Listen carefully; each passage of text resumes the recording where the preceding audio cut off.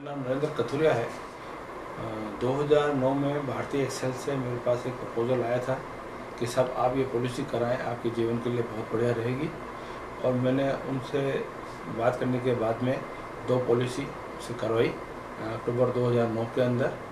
उसके कुछ समय के बाद ही मेरे से वापस 2 पॉलिसी मैंने और उसी मंथ के अंदर कराई।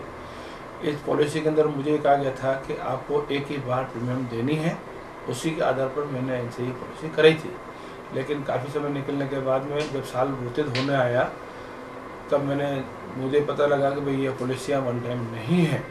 तब मैंने इनसे फ़ोन पे जो कस्टमर केयर पे बात की थी, तब इनका वापस रिप्लाई आया था कि भाई आप चलो ये हुआ है, गलती हुई है, तो आप 1 लाख की आप पॉलिसी और करा दें, तो ये रिमेनिंग पैसा हम आपको साथ के साथ उसका रिफंड कर देंगे।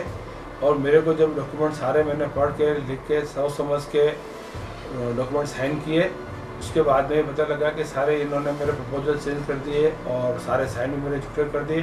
साथ ही पहले की पॉलिसियाँ जो हुई और मुझे अपने लॉयर को बताने के बाद पता लगा कि इसके साथ में अटैचमेंट के साथ में एक्स्ट्रा प्रीमियम वगैरह ये जोड़ी गई हैं, वो सारे कागज़ स्वयं उनके दस्तखत किए हुए हैं, मेरा इसका कोई दस्तखत किया हुआ नहीं है। इस तरह से मेरे फ्रॉड करके मुझे पैसा दिया गया, मेरे से पैसा लिया।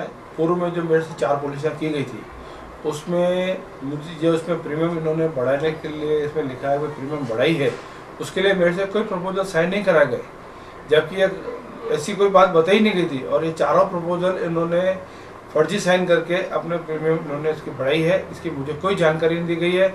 और अब मुझे इसके लिए पता लगा है कि ये सारी फ्रॉड टोटल ही मेरे साथ में इन्होंने फ्रॉड करके सारी पॉलिसियाँ की है। और फ़ोन के ऊपर हमेशा मेरे को ये कहा जाता है कि ऐसा कुछ नहीं है, और टोटल ये फर्जी। और जो प्रपोजल मेरे से साइन करा गया लास्ट 1 लाख का, वो साइन मेरे से ओरिजिनल कराए गए, प्रपोजल मुझे पढ़ाया गया, लेकिन उसके बाद में जो प्रपोजल मेरे पास में आया है वो अलग है, वो मेरा साइन किया हुआ नहीं है, वो फ्रॉड साइन है, फर्जी साइन है। अब मेरा कंपनी से निवेदन है कि मुझे जो पैसा सारा जमा कराया है जल्द से जल्द मैं ब्याज मुझे दिलाया जाए। और अगर ये ऐसा नहीं होता है तो मुझे कानून का सहारा लेना पड़ेगा और FIR वगैरह लॉन्च करनी पड़ेगी, उसका सारा खर्चा भी कंपनी को ही वहन करना पड़ेगा।